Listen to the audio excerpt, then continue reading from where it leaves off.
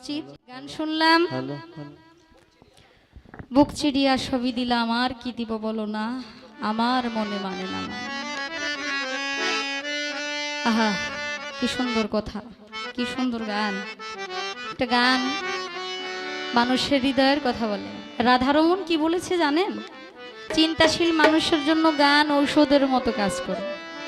যার ভিতরে চিন্তা কষ্ট এসে ভর করেছে, সে গান শুনলে অ্যান্টিবায়োটিক ওষুধ খাইলে যেরকম তাড়াতাড়ি কাজ করে ফেলে, গানটা মানুষের হৃদয়ে ঠিক তেমনিভাবেই লাগে।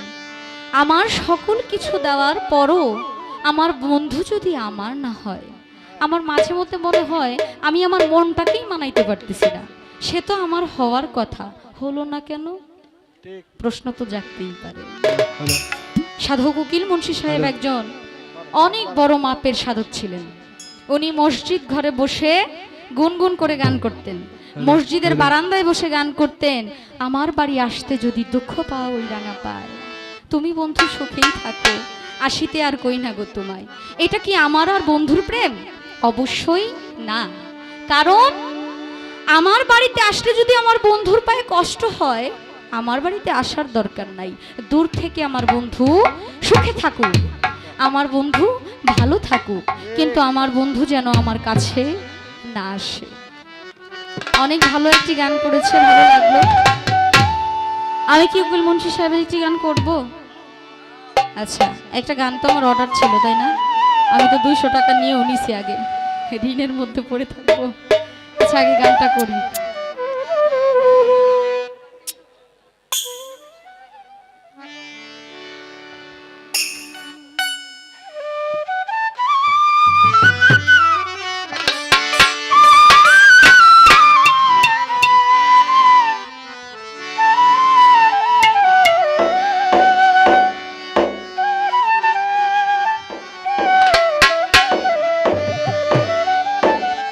মিলন হলো সাক্ষাৎ, একজন আরেকজনকে কাছ থেকে দেখলো, কাছে থেকে পেল। দয়ালের সঙ্গে হতে পারে, বন্ধুর সাথে হতে পারে, ভালোবাসার মানুষের সাথে হতে পারে, মা বাবার সাথে হতে পারে। যে আমার বন্ধুকে আমার কাছ থেকে দেখবো, মিলন। মিলন মানে অনেকগুলো, একটা কথাকে কয়েক ভাগে ভাগ করা যায়। সাক্ষাতের নামও মিলন, এক ধরনের সাক্ষাৎকেও মিলন বলা হয়। আজকে যে ভক্তের মিলন মেলা, এত এত মানুষ একত্রিত হয়েছে, এটাও একটা মিলন। কোন যৌবনে তোমার শানে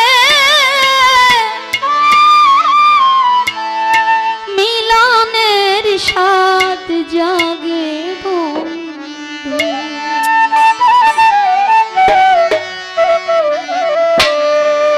আসিবে কি